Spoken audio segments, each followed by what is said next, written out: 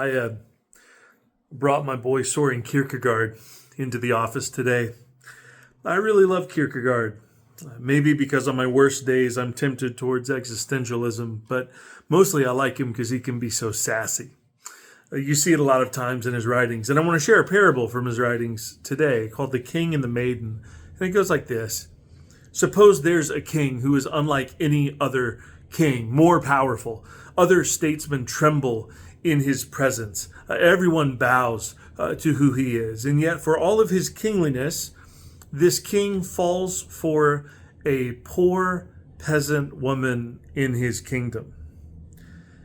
In a way, his kingliness traps him. For if he was to go and bring her to the palace and dress her in the fine robes of a queen and profess his love, how could he be sure that she really loves him? Oh, sure, she would say she does, but how would he know that she didn't harbor some secret grudge, missing the life that she left behind? How does he know she doesn't speak more from fear than love? Even if he were to just take a carriage and roll up to her place with the people triumphantly announcing his presence and stepping out of his retinue and all of his grandeur, that too would overwhelm her in the shock and awe of it.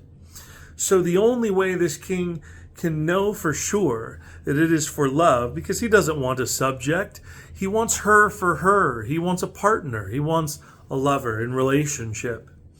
He discards his kingly raiments, he gives up his throne, and he goes to her as a peasant himself, freeing her to respond in honest and true love, if it should be reciprocated. It's a daring risk.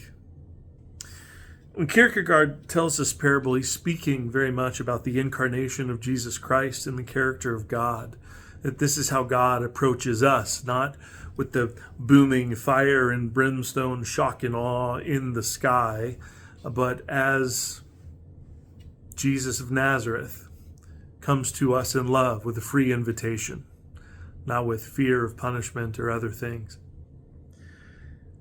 How do we approach other people as people of God?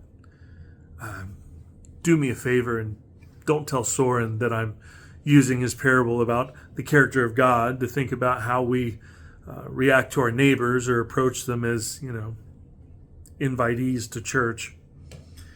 But, that parable starts with the love for the other person. And I bring it up because, it's hard to meet a Christian who doesn't love the idea of other people coming to their church. And as a pastor of discipleship and evangelism, I have a lot of conversations with people who love their church and want other people to be a part of it.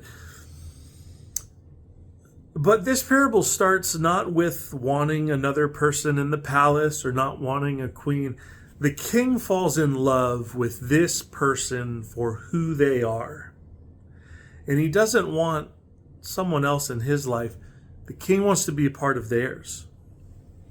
And I wonder if we shouldn't start by an honest love of other people, to have the awareness and the freedom, not to be driven by any anxiety about wanting more people in church, because, of course we would love to have people join our community.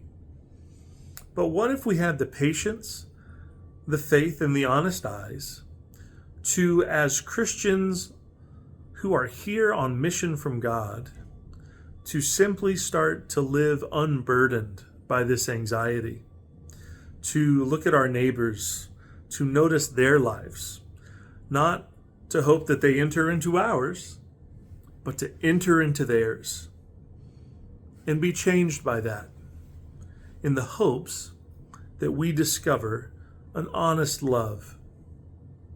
Something to think about today.